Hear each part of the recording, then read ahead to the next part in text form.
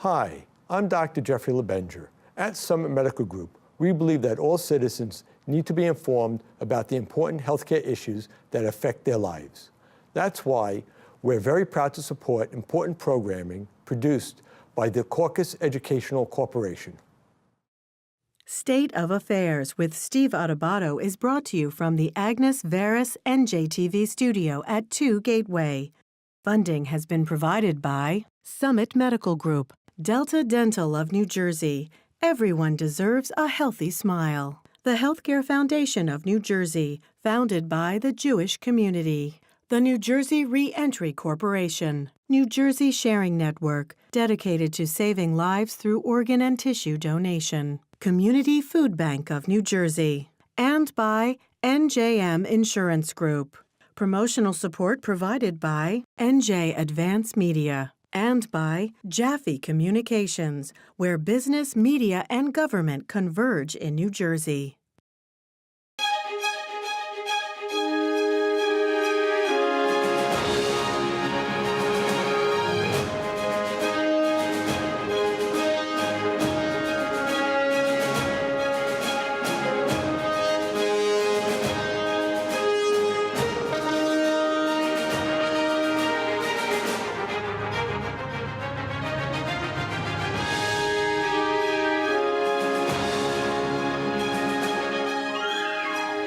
Welcome to State of Affairs. I'm Steve Adubato, coming to you from the Agnes Veris NJTV studio here in Newark, New Jersey. We're pleased to welcome Brendan Gill.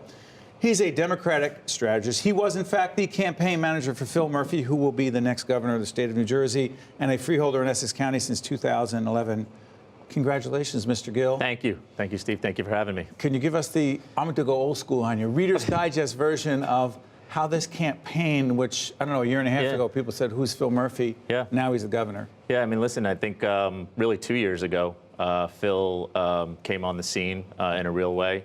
He was our U.S. ambassador to Germany under President Obama, person who involved in philanthropy in New Jersey, but not someone who was probably a household name on the political scene by any stretch of the imagination. A person who saw a problem in terms of where he thought this state was headed, raised his hand to lead. Yeah, on May 16th, 2016, we launched our campaign for governor a year and a probably almost a year and a half in advance of the primary. Probably among most pundits, probably would have considered to be at that time, you know, a long shot candidate. Very long shot. A very long shot candidate. Did you see him that way? I didn't. I always saw Phil as a person who had an unbelievable skill set that I thought was the right person at the right time for this job. He was a person who had a deep policy basis, a person who took a lot of time to listen and understand the issues, had created an organization, as you know, just dedicated to that purpose. I saw a person who had tremendous retail political skills, a way to connect with people, which is very, very important, obviously, in public life, for sure. And I also saw just a person whose resume really was just so impressive. You know, a person who served, you know, worked on Wall Street, served as a U.S. ambassador to Germany, a person who pulled himself up, you know, came from nothing. If you've heard Phil tell his personal story. Told it right there, sitting a few months ago. Middle class on a good day, graduate of a public high school, you know, works his way through Harvard University, and takes off from there, you know. Let me ask you this, because we will in fact have Governor Murphy sitting here engaging in a whole series of discussions on public policy issues, but the Brendan Gill story, public service in your blood, I have to disclose, I've known your dad for more than a few years. He was very influential in our son Nick's life. He was his teacher 6th, 7th, and 8th grade. He was teaching, how many years he's been teaching? This will be his 40, and he'll probably get mad if I mess this up, maybe 45 or 46 at least. In the Montclair Public Schools. What were you taught about public service as a kid? You know, listen, and people ask me all the time who's my hero, and my dad's my hero. You know, he is a person who essentially found his passion, but throughout his life encouraged young people to participate civically and in politics and government, not as a partisan matter. Not at all. You know, not as a partisan matter, but as a person who always thought that public life, public service, and giving back was important and should be an important part of your life. And he instilled that in our family growing up. And I'm glad, thank you, Steve, for bringing him up because he's been a person who doesn't, he's a real hero. He's not a person seeking the spotlight. He's not a person who's not a person looking to have his name in the newspaper or that kind of thing. But he's been recognized lately in some different ways for his effort. And it was a big deal to be able to grow up with that inspiration to serve. It's what gave me the inspiration to want to serve and be a part of the political process. By the way, check out the NJTV website, which we'll put up right now. There was a documentary that we aired here. It was actually called The One That Got Away. Yeah. It's about a young man in the public schools who your dad connected with. And it's a powerful and poignant story. Just check that out. Let's come back to you. Phil Murphy, campaigning is one thing, governing is another. What would you say the top 3 issues Governor, by the time this airs several times, Governor Murphy will be facing in this state? Sure. I mean, I think first and foremost, we campaigned about building a fair and stronger economy that works for all in New Jersey's 9 million residents. So what does that mean? First and foremost, that means getting this economy back on track. New Jersey's economy has lagged behind our neighbors in New York and in Pennsylvania, and we need to address that immediately. That means improving our infrastructure, which is something that Phil talked about each and every day. That means kind of reigniting our biosciences industry that is so critical to New Jersey's economic success. That means a reinvigorated effort on rebuilding and continuing to rebuild our urban centers. That means strengthening our public education system. So those are 4 things How about the pension situation? Oh, no question. Pension's a big part of that. I should clarify the public employee pension crisis. I don't know, 50, 60, 70, 80 billion dollars and they're in the hole. Yeah. I mean, I think, Steve, though, the real issue you there sure is he wants to be governor? It's a question I ask them all the time. Okay, but just deal with that one. Well, you know what? How tough? It's unbelievably tough. It's unbelievably tough. And it's funny you say that, Steve, because I think the thing that we noticed, and we spent 3 years on the road, I spent 3 years on the road with him going up and down this state. And unfortunately, we didn't take too many meetings where somebody said to us, you know what, this is going really well in New Jersey. You can leave this one alone. What a cake job this is. No, no, it's going to be an unbelievably challenging job. But again, it's, he didn't, as he has often said, Phil didn't ask for this, time in history, but it's a challenge that he accepts. That being said, there's a lot of good news here in this state. There's a lot of optimism that we can turn things around. I think the results we saw last Tuesday show that people are ready to turn the page and that they're hopeful for a change, and a change in leadership, a change in leadership style, and a change in direction. And I think the results last Tuesday showed that. Actually, what Brendan is referring to as we take this program around the holidays, around Thanksgiving, were the historic races in New Jersey and Virginia and some other places. Real quick, Donald Trump, one word that comes to mind is? Oof. Look at you trying to get political on me. Exactly. Just, I said that comes to mind. One word that comes to mind, divisive. Describe it. He just an us versus them mentality, a have and have-nots, an ability to try to distract people from real issues, and I just unfortunately don't think a person, tough to describe in one word, but a person who I don't believe ultimately is trying to appeal to the better nature of what's the appeal? Sorry of the electorate. Brendan. What's the appeal of Donald Trump? Well, listen, in New Jersey, millions. Listen, I think I'm not so much in New Jersey, but some in New Jersey, but millions across this nation. Listen, I think we could talk a lot about that. We could probably have a whole show just dedicated to that. What do you think it is? Listen, I think that people are definitely feeling a degree of disconnect from their leaders and from the political system, and that for a variety of reasons, whatever he is saying or whatever he is talking about, they channeled that disconnect through their support of him, and that's not one thing. That could be many things. That could be their economic situation. That could be their just general disgust and feeling that the government's just not working anymore. That could be because the idea that they just think it's better to have somebody from the outside. That could be a variety of factors of why someone would support that style of leadership. As you know, you see New Jersey. When you see his numbers in New Jersey, we're probably a little bit as an outlier in terms of his level of support, but I think he ultimately, when he was elected, now we're talking about from when he was elected to now. Things have changed. Things have changed substantially, but I think there were a lot of reasons that people ultimately were okay supporting him. Let me ask you this. Governor Murphy, President Trump. Describe what you think that relationship will be. Listen, I think we're optimistic that on some of those issues, like infrastructure, for example, that the relationship's going to be good. President Trump has said that he's committed to rebuilding the nation's infrastructure. The Gateway Tunnel project is probably going to be New York City. You think Trump's committed to that with money, federal money? Well, listen, he has, shockingly enough, he has said one thing and done another. I know what you're. Brandon, what are you trying to imply? I mean, so what you look is him saying that he's committed to the project, but then you see him zeroing out part of the funding source, you know, in his federal budget.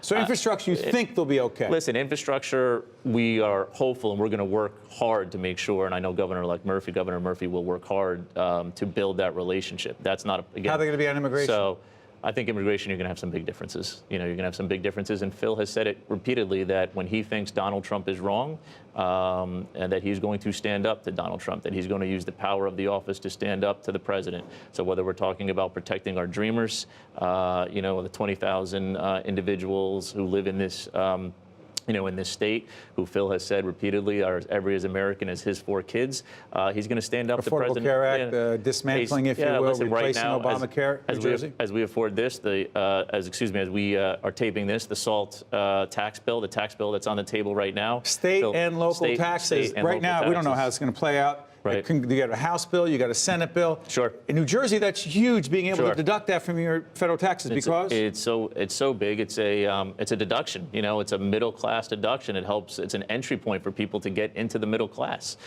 here in this state. So that would be one, in terms of the loss of revenue that we would just overall lose here, and then 2, just allowing people. It's you know, getting that home ownership. Was one of the signs that you have made it, you know, in this country, and that we believe, and I know Phil believes, that would severely hurt the opportunity for people to achieve that American dream. Also, I think Brenda is also making reference to the fact that in New Jersey, our property tax bills are not especially low. Don't open up a Pandora's box. I just wanted to just make that snarky comment.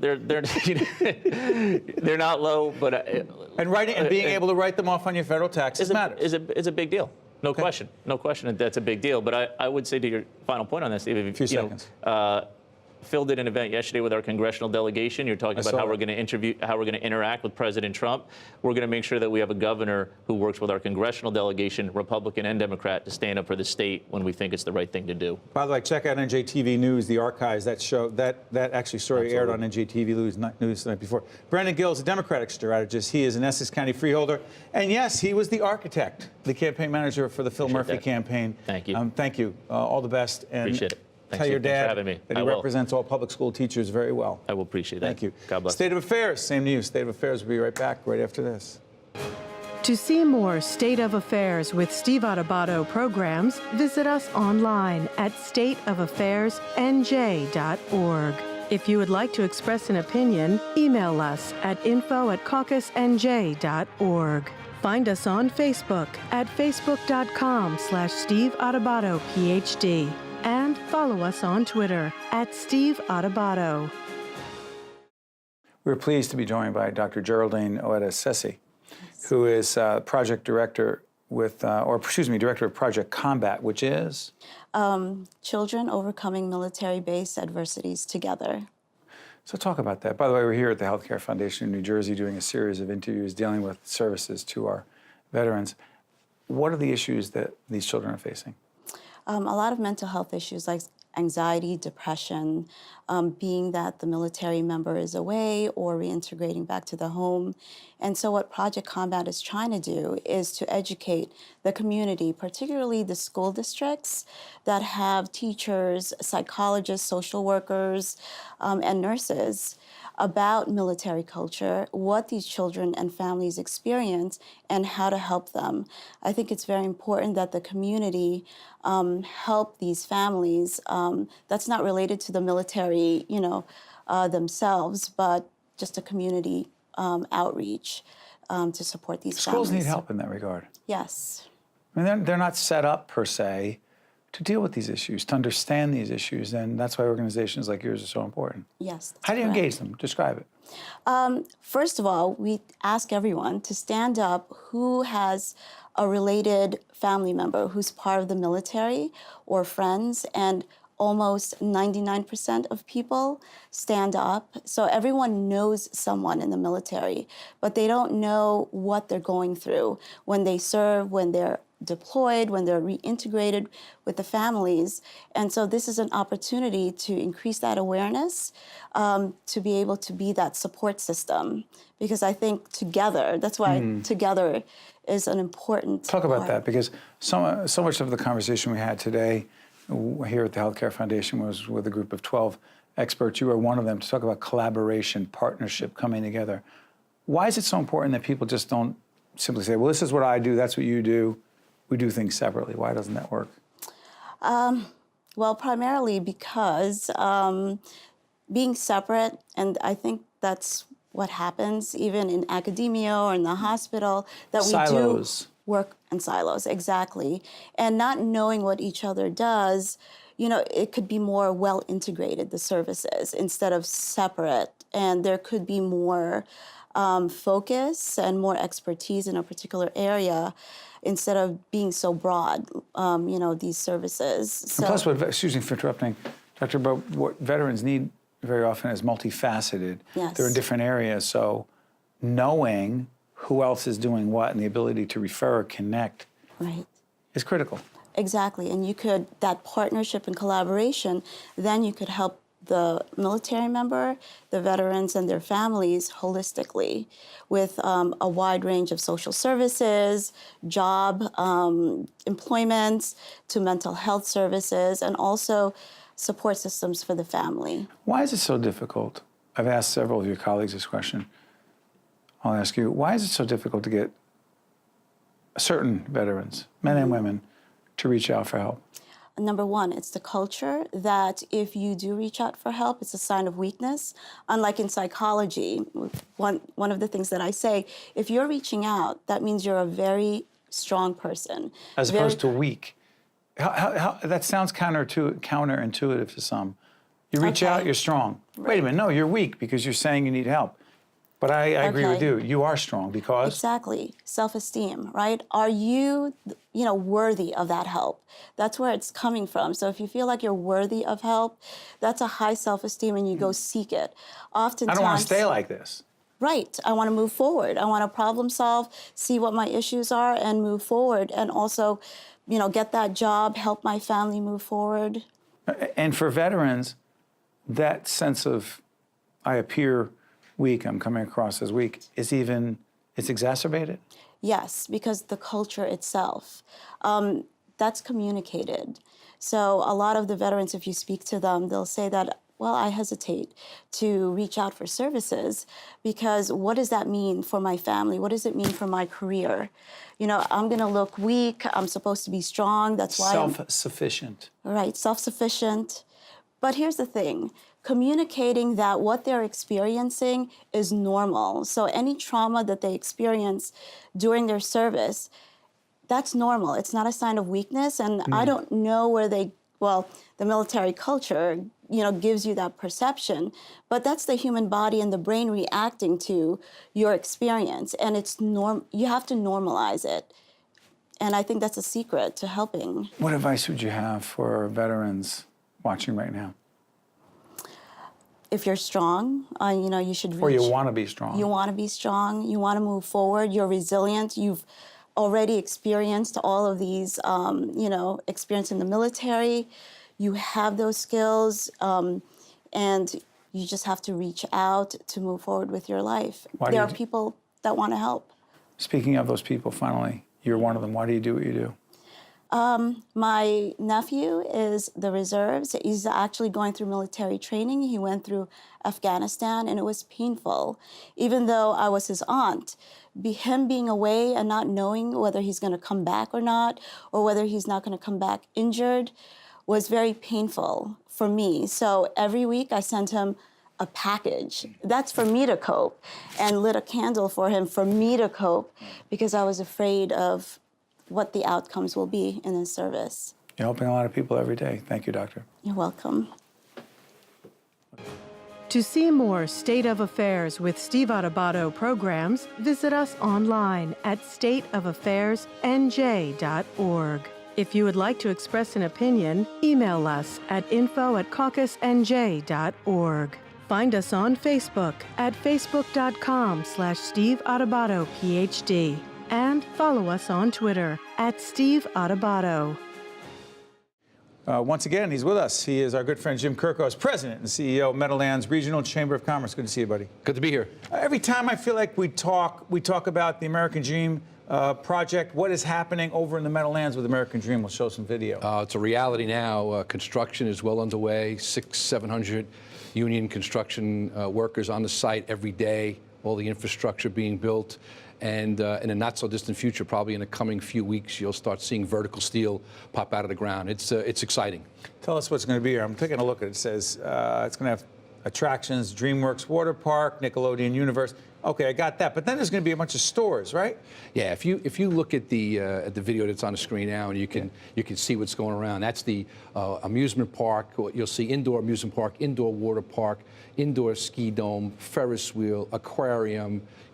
Unbelievable retail shopping experiences, white tablecloth restaurants and entertainment, Cirque du Soleil. It's true just that amazing. Victoria's Secret's coming here? Probably. So here, the reason I mention that is because I see some big brand names like this, like Victoria's Secret and others, and I'm like, hold on, did they have deals for them, or is it a catch-22? Like, well, y'all go in if you go in? No. They're well on their way of all their leasing contracts. They'll probably be in the 70th percentile or maybe better when they open up with leases. They're having great success with all the. You see the Saks and Lord and Taylor anchors on the outside. So they're on board. They're on board. Oh yeah, they're building their anchor stores right now. Meadowlands 2040 Foundation. We've talked about this before. What does that have to do with this? So the Meadowlands 2040 Foundation has created an economic development vision plan that looks out to the year 2040. And basically, American Dream plays a big role because we want to leverage all the business opportunities and the economic impact that will come from having the Meadowlands become a primary destination. Describe the Meadowlands for those who may not be familiar with exactly what the district is, the area. So the years before, the Meadowlands was always talked about as the 14 municipalities in the actual Hackensack Meadowlands Development District. But if you look at the Meadowlands as a region, it's really a greater Meadowlands. It's probably 32 communities, the 14 and all that they touch. We look at it from Statue of Liberty to George Washington Bridge, Hudson River to Passaic River. If you look at that rectangular, because everything in that North Jersey square is dependent on one another. Transportation infrastructure dependent on one another. And if we can leverage American Dream and other developments in the area, we can have a sustaining, robust economy, creating jobs and a great quality of life in those communities all the way to the year 2040. And by the way, we have a cross-promotional relationship with the Meadowlands Chamber. You could check out our stuff there. They promote what we are doing on the air. But what I'm curious about, Jim, is this. Describe what the Meadowlands area means to the rest of the state and the rest of the region, as opposed to, hey, that's just the Meadowlands.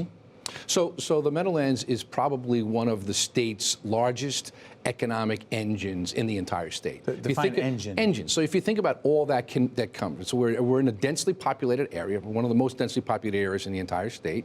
We're on the periphery of Jersey City and Newark and Patterson, and we can leverage tremendous economic and job growth because of projects like American Dream. Now, don't get me wrong. There's a lot of other projects that and developments that can take place.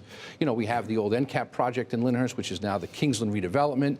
We may be able to attract the next Amazon to warehouse logistics and innovation zones somewhere in the Meadowlands as well. But the fact of the matter is there's great opportunity there, and we hope our next governor, Governor Phil Murphy, will come in and take a close look at what the Meadowlands can offer. Talk about MetLife, the stadium there. MetLife Stadium has been a tremendous asset to us. We've hosted Super Bowl. We've hosted WrestleMania. We'll be trying to get WrestleMania back to us. We're trying to get another Super Bowl. We may even be able to host a World Cup in the future again in the stadium. Big events, big concerts. That puts people in hotel rooms. That brings visitors to the region. But Jim, we've also discussed this before. Like, we are in Newark. We're taping at NJTV Studios, and the Prue Center's around the corner. NJPAC's over there. Is it, devil's advocate, is the market flooded with too many places, too many venues for entertainment? I don't believe it's flooded enough. I think there's not enough collaboration. What does that mean? I think all of these entities, Jersey City, Newark, the Meadowlands, all the sports and entertainment venues, greater collaboration. Also Bergen County, Bergen-Pac's up there as well. Listen, I think that because we're in such a densely populated region and because we have the ability to drive and attract visitors, international visitors and visitors from all over, and if we have our way, we'll have a convention center at the sports complex. And a convention center? Convention center. 700,000 plus square foot convention center, in addition to all the other venues at the sports complex, creates 250 event days a year, bringing in all new business, all new money. You know, I got to ask you, Jim, about traffic. Mm-hmm. Listen, we continue to work on the traffic and the mobility. If we're doing our job, and that is both public entities and private entities, if we're doing our job in planning this, we will maintain the proper mobility and increase and upgrade the infrastructure so that we can leverage all of those opportunities. Mass transit a key to this as well? Mass transit is definitely a key to it. You know, let's face it, the train station to the sports complex will be coming on board and operating on a daily basis, an hourly basis, and hopefully even greater frequency than that when American Dream opens. And that's a hopefully game New Jersey changer. Transit does a better job than they've done in the past. I think everyone recognizes that New Jersey Transit needs its infusion of the right kind of capital and operating, and that entity needs to be brought back to be the #1. So Jim Kirkos is the President and Chief Executive Officer of the Meadowlands Regional Chamber of Commerce. Jim, thank you for keeping us up to date. We'll keep the conversation going. Thanks for having me, always. You got it. Appreciate it. State of Affairs with Steve Adubato is a production of the Caucus Educational Corporation, celebrating over 25 years of broadcast excellence. State of Affairs with Steve Adubato is brought to you from the Agnes Veris and JTV studio at 2 Gateway. Funding has been provided by Summit Medical Group, Delta Dental of New Jersey, the Healthcare Foundation of New Jersey, the New Jersey Re-Entry Corporation, New Jersey Sharing Network, Community Food Bank of New Jersey, and by NJM Insurance Group. The New Jersey Re-Entry Corporation is dedicated to helping those returning from prison to have a second chance. Providing addiction treatment, housing, legal services, and health care goes a long way to helping people achieve healthy sobriety and to secure a job. For a person to remain independent, self-sufficient, and healthy, a job is a necessity. We're in the business of transforming lives because we believe that everyone deserves a second chance.